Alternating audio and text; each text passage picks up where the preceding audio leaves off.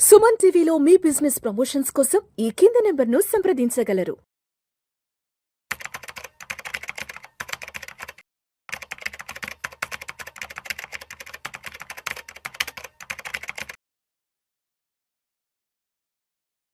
రామచంద్రమూర్తి గారు నమస్తే సార్. నమస్తే విష్ణు గారు. Welcome to Vishnu talks. Thank you sir. So Ramachandramurthy గారు, ఫిబ్రవరి 1వ తారీఖున బడ్జెట్ రాబోతుంది. సో యావత్ భారతదేశం మొత్తం బడ్జెట్ కోసం వెయిట్ చేస్తుంది, especially Indian stock markets.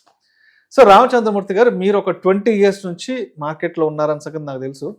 So మీరు ఒక 20 years నుంచి స్టాక్ మార్కెట్ ఇన్వెస్ట్మెంట్స్లో ఉన్నారు కాబట్టి మీరు ఆల్మోస్ట్ మీరు కూడా ఒక 20 బడ్జెట్లని ఫేస్ చేస్తుంటారు. అవునండి. సో ఇప్పుడు బడ్జెట్ ముందు రోజు కానివ్వండి, బడ్జెట్ రోజు కానివ్వండి, బడ్జెట్ తర్వాత రోజు మార్కెట్లో ఎటువంటి మూమెంట్స్ ఉంటాయంటే మార్కెట్ అనేది ఎటువంటి కదలికలకు లోన్ అవుతుంది అంటారు? అండ్ ఎస్పెషల్లీ మీరు చూసిన బడ్జెట్స్ అప్పుడు అంటే మీరు ఎటువంటి చేదు అనుభవాలు ఫేస్ చేశారు, ఎస్పెషల్లీ ఆ ట్రేడింగ్ టైంలో మార్కెట్ అవర్స్లో అసలు బడ్జెట్ అప్పుడు మీరు ఫేస్ చేసిన ఎక్స్పీరియన్సెస్ ఏంటి? తప్పకుండా సార్, మీరు అడిగినట్టు 1 by 1 అంటే చెప్తాను. ఫస్ట్ బడ్జెట్ ముందు రోజు ఎలా ఉంటుంది అనేది తీసుకుంటే జనరల్గా ఏంటంటే ప్రీ బడ్జెట్ ర్యాలీ అని వస్తుంది. సో ఒక 3-4 days ముందు ర్యాలీ అని వస్తుంది. ఎందుకంటే ఆ మార్కెట్ వర్గాలు కొంత ర్యాలీ ఎక్స్పెక్ట్ చేస్తాయి. అంటే ఈ బడ్జెట్ ఇలా ఉంటుంది, ఈ సెక్టర్స్ బాగుండొచ్చు. ఇప్పుడు ఎక్కువగా ఏంటంటే జనరల్గా ముందు వెళ్ళే ఏంటంటే డిఫెన్స్ సెక్టర్ బాగా వెళ్తుంది. అలాగే ఈ రైల్వే సెక్టర్, రైల్వే బడ్జెట్లో రైల్వే కంపెనీలు బాగుంటాయని ముందే కొంటుంటాం. అలాగే ఆ తర్వాత ఈ ఆటోమొబైల్స్ రంగంలో కానీ, ఫార్మా రంగం కానీ, టెక్స్టైల్, సో వీటికి ఏంటంటే ఈ ఫార్మర్ యాక్టివిటీస్, ఫిషరీస్, ఎక్స్పోర్ట్స్, ఈ సెక్టర్స్ అందరికీ కూడా కొంచెం బూస్టింగ్ ఉంటుంది అని చెప్పి ఒక ర్యాలీ వస్తుంది అనమాట. ఆ ర్యాలీ కనుక బడ్జెట్ రోజున ఎక్స్పెక్టేషన్ మీట్ అయితే మార్కెట్ రైజ్ అవుతుంది, సింక్ అయితే. సో ఆ ర్యాలీలో ఎక్స్పెక్ట్ అవ్వలేదు అంటే విపరీతంగా పనిష్మెంట్ అయిపోతుంది. సో ఇప్పుడు బడ్జెట్ ముందు ర్యాలీని ఆ బడ్జెట్ లో జరిగే ఆ రోజు కనుక ఆ ఈవెంట్స్ అక్కడ నిర్మలా సీతారామన్ గారు ఆ ప్రోత్సాహం కనుక ఎక్స్పెక్ట్ చేసింది ఇస్తే మార్కెట్ విపరీతమైన ర్యాలీ వస్తుంది. అంటే జనరల్గా ఏంటంటే ఇప్పుడు ఒక 5 years బ్యాక్ తీసుకుంటే ఇంత వలటిలిటీ లేదనమాట. ఆ రోజు అలాంటి రోజుల్లో ఏమవుతుందంటే జస్ట్ ఒక నార్మల్గా నిఫ్టీ తీసుకుంటే అంతకుముందు ఏంటంటే మాకు నిఫ్టీ 6,000 నుంచి నేను చూశాను కాబట్టి ఇవాళ 25,000 నిఫ్టీ ఉన్నప్పుడు ఏంటంటే అసలు ఎంత మూమెంట్ రావచ్చు అంటే మినిమం 2% నుంచి 3% స్పైక్స్ వస్తుంటాయి.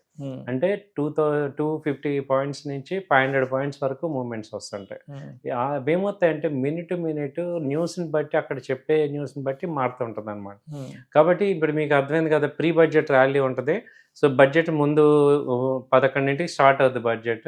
సో 10:30 వరకు అందరూ ఒక ఎక్స్పెక్టేషన్లో ఉండి పైకి తీసుకెళ్తాం, మార్కెట్ అయితే పైకి వెళ్తుంది. అక్కడ 11 o'clock ఏమవుతుందంటే మెయిన్ ఎవరెవరు ఎఫెక్ట్ అవుతున్నారు అంటే మెయిన్ ట్రేడర్స్, ఆప్షన్ ట్రేడర్స్ ఎస్పెషల్గా వాళ్ళు ఎఫెక్ట్ అవుతారు అన్నమాట. ఎందుకంటే బడ్జెట్ ముందు రోజు ఏమవుతాడంటే హై ప్రీమియమ్స్ ఉంటాయి.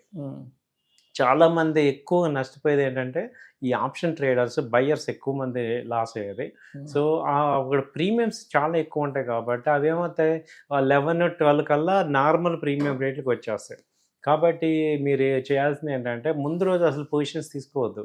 ఓన్లీ ఆ రోజు కొంత అమౌంట్ పెట్టుకొని ఇప్పుడు టోటల్లో ఇప్పుడు ఇక్కడ ఏమవుతుందంటే జాక్పాట్ రేట్స్ చేయటం, అక్కడెక్కడ కూడా ఆ రోజు టెక్నికల్స్ అసలు ఫాలో అవ్వవు, ఫండమెంటల్స్ అవ్వదు. ఏం జరుగుతుందో ఏమవుద్దో తెలియదు ఎవరికి. ఆ న్యూస్ ఏ రకంగా రియాక్ట్ అవుద్ది అనేది తర్వాత అనలైజ్ చేస్తే అర్థమవుతుంది తప్ప ఆ నిమిషంలో అర్థం కాదనమాట. సో జనరల్గా ఎక్స్పర్ట్స్ ఏమంటారంటే don't trade that budget, trade చేయొద్దు అనేది ఒక పాయింట్. లేదు ఒకవేళ నేను చేస్తాను, నేను దానిలో ఎంత కొంత గెయిన్ అవుతానంటే మీ క్యాపిటల్ 10% తీసుకొని అది రిస్క్ చేయండి, అంతేగాని క్యాపిటల్ అంతా రిస్క్ చేయొద్దు. సో అది మేము ఎక్స్పర్ట్గా చూసే ఏంటంటే చాలా మంది అక్కడ తెలియని ఎమోషన్స్కి వెళ్ళిపోయి లాస్లో అవుతుంటారు అనమాట. సో తర్వాత వచ్చేది ఏంటంటే ఈ షార్ప్ ఇంట్రాడే మూమెంట్స్ వస్తుంటాయి ఆ రోజు. ఆ తర్వాత వచ్చి ఏంటంటే హెవీ ప్రాఫిట్ బుకింగ్ జరుగుతుంది. ఒక్కొక్కసారి ఇప్పుడు ఏమవుతుందంటే, ఇప్పుడు ఇన్ఫ్రాకి పాజిటివ్ న్యూస్ కాకుండా నెగిటివ్ న్యూస్ ఇచ్చారనుకోండి, ఆల్రెడీ ఇన్ఫ్రా ఇన్వెస్ట్ చేసిన వాళ్ళందరూ కూడా ఎగ్జిట్ అయిపోతారు. సో హెవీ ఫాలో అవుతుంటుంది. అలాగే పెరుగుతున్న ఒక సెక్టార్కి పాజిటివ్ న్యూస్ ఇచ్చారనుకోండి, అవి కూడా విపరీతంగా పెరుగుతాయి అనమాట. సో హెవీ ప్రాఫిట్ బుకింగ్ జరుగుతుంది. ఆ తర్వాత ఏంటంటే మెయిన్ అక్కడ ఎమోషన్ డ్రివెన్ ట్రేడింగ్ కానీ టెక్నికల్ డ్రివెన్ ట్రేడింగ్ జరగదు. ఓన్లీ ఎమోషన్స్ ఇలా జరగచ్చు అలా జరగచ్చు అని.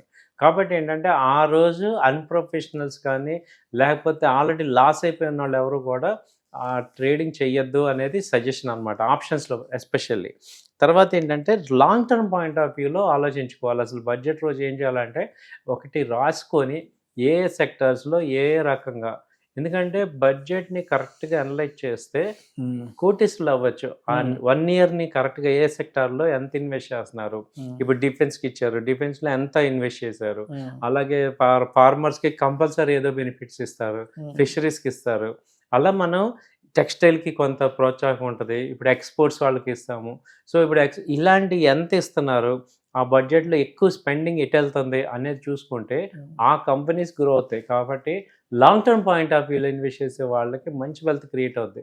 సో బడ్జెట్ రోజు చేయాల్సిన పని ఏంటంటే, ట్రేడింగ్ తగ్గించేసి యాక్చువల్‌గా బడ్జెట్ స్పీచ్ వినాలి. విని అనలైజ్ చేసుకోండి, ఏ కంపెనీస్ అవుతున్నాయి ఏంటి, అర్థం చేసుకోవాలి. ఎక్స్పర్ట్స్ ఆ రోజు టీవీలో అందరూ చెప్తారు కాబట్టి అసలు ఏ కంపెనీలు ఏం జరుగుతుంది. ఎందుకంటే ఒకరోజు చేయకపోతే నష్టమేం లేదు, ఓవరాల్గా మనం నిలబడాలి. కాబట్టి సపోజ్ ఒకరోజు ఏదో కొంత చేసుకోండి కానీ టోటల్గా చేయొద్దు, అనవసరంగా డిస్టర్బ్ అవ్వద్దు అనేది మా సజెషన్ అనమాట. సో ఒకవేళ చేస్తానన్నా కొంత పోర్షన్ అమౌంట్ చేయండి, బట్ రియలైజ్ అవ్వండి అసలు ఏ సెక్టార్స్ బాగా గ్రో అవుతున్నాయి. ఒక్కోసారి కొన్ని ఇప్పుడు కొత్త కొత్త ఇండస్ట్రీస్కి వచ్చాయి. ఇప్పుడు మనం గ్రోత్ ఎక్కడుంది అనేది చూసుకుంటే, ఎక్కడుంది గ్రోత్ అనేది మనం చూసుకుంటే మనకు అర్థం కావాల్సింది ఏంటంటే, ఇప్పుడు ఈ లిథియం బ్యాటరీస్లో కానీ, తర్వాత ఎలక్ట్రికల్ వెహికల్స్, ఈ బయోడీజిల్, ఈ న్యూ సెమీ కండక్టర్ సెగ్మెంట్, వీటిల్లో అసలు ఎక్కడ ఇస్తున్నారు అని ఆ కంపెనీని అనలైజ్ చేయండి, వాటిల్లో చూసుకోండి. తర్వాత ఏంటంటే, ఇప్పుడు డోంట్ చేజ్ సడన్ ర్యాలీస్ని చేజ్ చేయటం కానీ అలాంటివి చేయొద్దు. అలాగే హెడ్లైన్స్ని చూసి ట్రేడ్ చేయొద్దు. అలాగే ఈ ప్యానిక్ సెల్లింగ్ చేసుకోవద్దు. ఒక్కోసారి ఇప్పుడు తగ్గిపోతుంటాయి, అలానే ప్యానిక్ సెల్లింగ్లోకి వెళ్ళొద్దు. సో ఇవన్నీ కామన్ మిస్టేక్స్ అనమాట, మనందరం చేసే కామన్ మిస్టేక్స్. అలాగే ఏంటంటే మెయిన్ ఈ వోల్టైలిటీ అనేది అక్కడ ఆపర్చునిటీ అనుకుంటారు కానీ అక్కడ ఈ వోల్టైలిటీ అనేది ఆపర్చునిటీ కాదు. ఇది ఒక పెద్ద సముద్రం. మనం చాలా చిన్న, మనకుండే ఫండ్ చాలా చిన్నది, కొన్ని వేల కోట్లు ఇన్ఫ్లుయెన్స్ అవుతుంటాయి. కాబట్టి మనం ఆ సముద్రంలో కొంచెం చాలా తక్కువ ఉంటాం. కాబట్టి మీరు ఏంటంటే అనలైజ్ చేయండి, అండర్స్టాండ్ చేసుకోండి, రీడ్ చేయండి, ఎక్స్పర్ట్స్ మాటలు వినండి. ఇన్ని మీరు నెక్స్ట్ డే నుంచి దేనిలో ఉంది, ఇన్వెస్ట్మెంట్ ఓరియంటెడ్గా ఏ సెక్టర్లో బాగుందని చూసుకుంటే పర్ఫెక్ట్గా మనం బడ్జెట్లో సక్సెస్ అవుతాం. రైట్. సో అయితే కన్క్లూషన్గా బడ్జెట్ డే రోజు ఏదో పెద్ద ఎత్తున ట్రేడింగ్ చేసేసి అద్భుతాలు చేసేద్దాం అనుకునే వాళ్ళకి, అటువంటి వాళ్ళకి మీరు అంటే ఒక హెచ్చరికలాగా కానివ్వండి, లేదంటే ఒక సజెషన్గా, సో మీరైతే ఏం చెప్తారు? మీరు బడ్జెట్ సెషన్స్ అప్పుడు మీరు ఫేస్ చేసిన కొన్ని అనుభవాలను దృష్టిలో ఉంచుకొని, సో అంటే వీటన్నింటిని దృష్టిలో ఉంచుకొని మీరేం చెప్తారు? ఆ రోజు ఏదో ట్రేడింగ్ చేసేసి ఆ రోజు ఏదో విపరీతమైన సెల్లింగ్ బయింగ్ చేద్దాం అనుకున్న వాళ్ళకి మీరేం చెప్తారు? నేను కూడా తెలియక ఏంటంటే 8 years బ్యాక్ ట్రేడ్ చేశాను. ఆ రోజు ఆప్షన్స్ చేశాను. దాదాపు అక్కడ ఏమవుతుందంటే ఆప్షన్స్ చాలా ప్రీమియమ్స్ ఉంటాయి, నాకు తెలియదు ఆ టైంలో.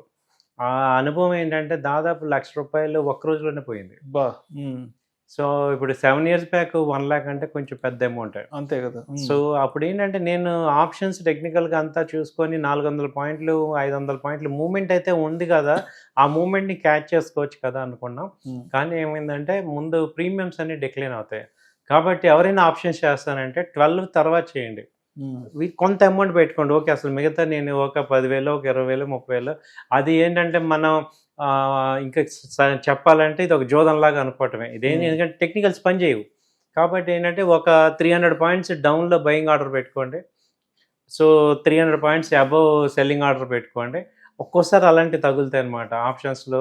తర్వాత నెక్స్ట్ ఇయర్ ఏం చేశానంటే నిఫ్టీ ఇప్పుడు సపోజ్ 25,200 ఉందనుకోండి, రన్ అవుతుంది అనుకోండి, 24,900 దగ్గర బై ఆర్డరు, 25,500 దగ్గర సెల్ ఆర్డర్ పెట్టుకుంటే ఒకసారి అలా స్పైక్ వస్తూ ఉంటుంది.